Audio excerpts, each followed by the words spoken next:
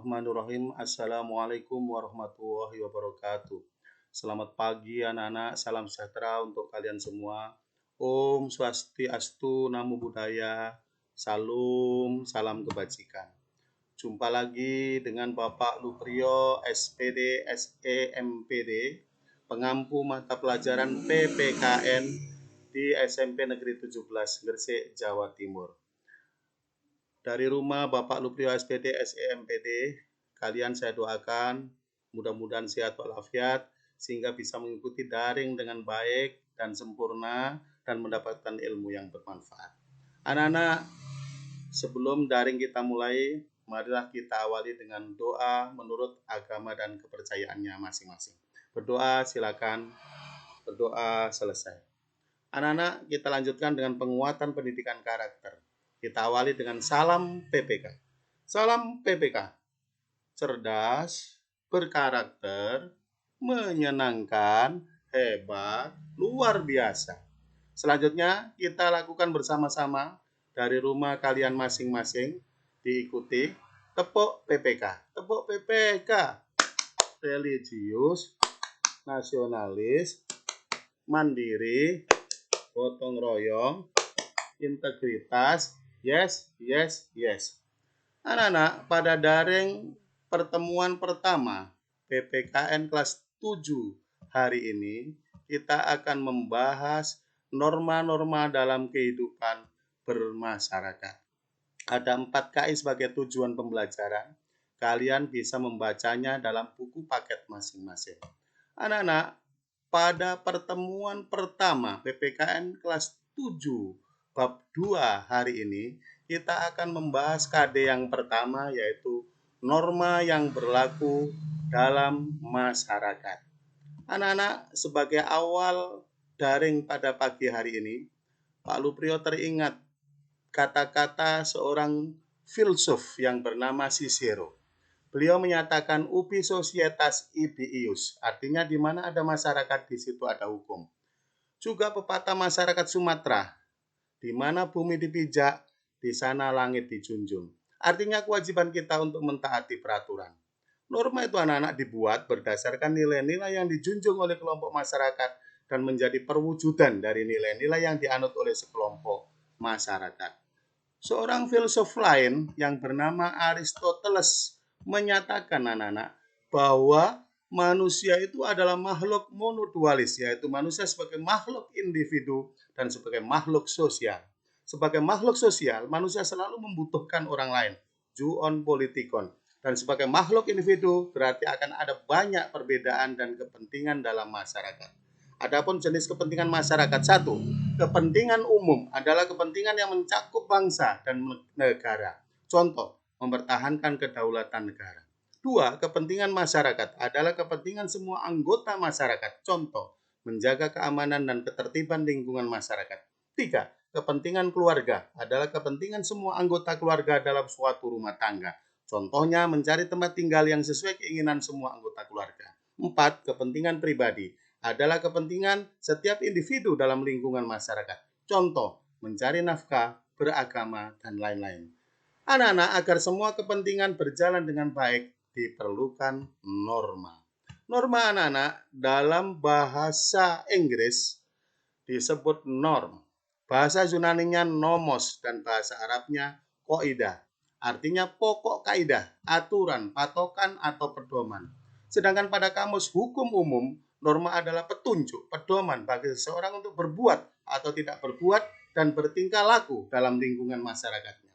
Norma adalah aturan atau ketentuan yang mengatur kehidupan warga masyarakat, digunakan sebagai panduan, tatanan, dan pengendali tingkah laku. Jadi anak-anak, kalau kita simpulkan, pengertian norma itu adalah sekumpulan peraturan tingkah laku dalam pergaulan hidup manusia di masyarakat. Adapun isi dari norma itu anak-anak ada dua. Isi norma yang pertama adalah perintah, sedangkan isi norma yang kedua adalah larangan. Perintah itu adalah anak-anak merupakan kewajiban untuk berbuat sesuatu karena akibatnya dipandang baik. Sedangkan larangan merupakan keharusan seseorang untuk tidak berbuat sesuatu karena akibatnya dipandang buruk. Pelaksanaan norma itu anak-anak selalu disertai dengan sanksi. Sanksi itu anak-anak adalah hukuman bagi seseorang yang melanggar suatu norma tertentu. Adapun fungsi norma anak-anak. 1. Pedoman dalam bertingkah laku. 2. Menjaga kerukunan anggota masyarakat. 3. Sistem pengendalian sosial. 4. Menjaga tatanan kehidupan bersama yang harmonis. Adapun tujuan norma menjadi pedoman, dasar, arahan, dan tata tertib bagi anggota masyarakat agar tercipta keteraturan dan ketentraman serta terjadi keselarasan bagi setiap anggota masyarakat. Manfaat norma anak-anak. 1. Membuat hidup menjadi tenang. 2. Membuat pergaulan menjadi rukun, tertib, dan damai. 3. Mengendalikan tingkah laku agar sesuai dengan norma. Adapun akibat pelanggaran suatu norma. 1. Mengakibatkan perselisihan, pertengkaran, atau kekacauan. 2. Melanggar hak-hak orang lain.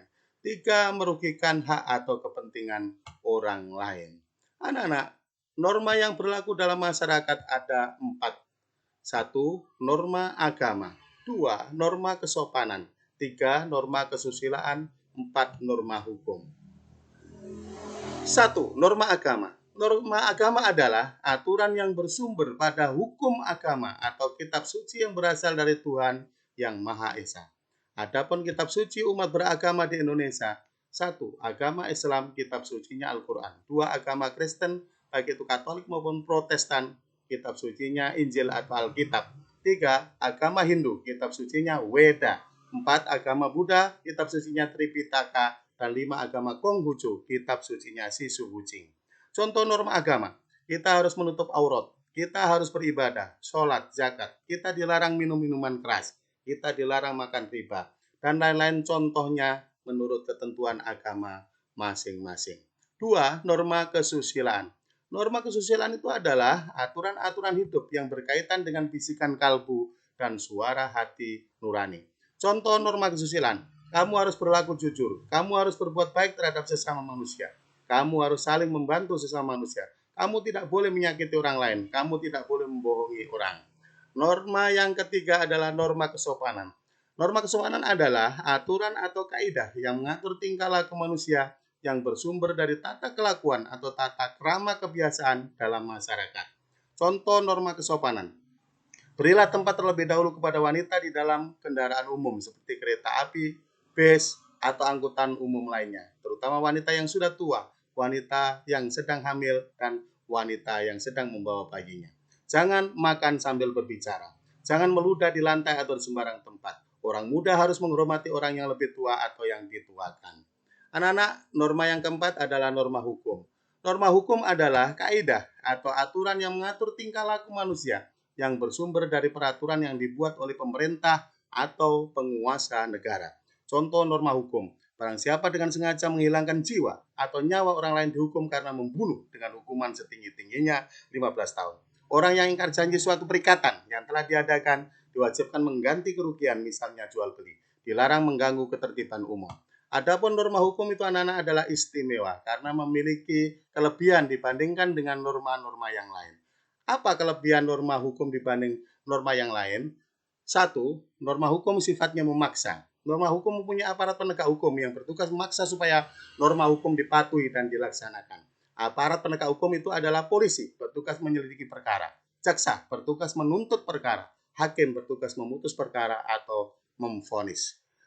2. Norma hukum sanksinya sangat tegas. Dan yang ketiga, norma hukum isinya lebih lengkap jika dibandingkan dengan norma yang lain, yaitu mengatur hal-hal yang belum diatur norma lainnya. Jadi kesimpulannya anak-anak, norma yang berlaku di masyarakat itu ada 4 macamnya. Yang pertama norma agama, sumbernya Tuhan, sanksinya dosa, bentuknya tertulis dalam kitab suci. 2. Norma kesusilaan, sumbernya hati nurani, sanksinya penyesalan, merasa bersalah dan malu, bentuknya tidak tertulis. 3. Norma kesopanan, sumbernya dari masyarakat, sanksinya sanksi sosial, berupa teguran, dicemooh dan dikucilkan atau diekstradisi, bentuknya tidak tertulis. Dan yang keempat, norma hukum, sumbernya negara, sanksinya adalah sanksi hukum, baik itu hukuman mati, hukuman seumur hidup, hukuman penjara, hukuman kurungan, hukuman denda, dan hukuman administrasi. Bentuknya tertulis dalam peraturan perundang-undangan. Demikian anak-anak pertemuan pertama daring bab 2 PPKN kelas 7 hari ini. Dan kita akhiri dengan berdoa menurut agama dan keyakinan kita masing-masing. Berdoa silakan.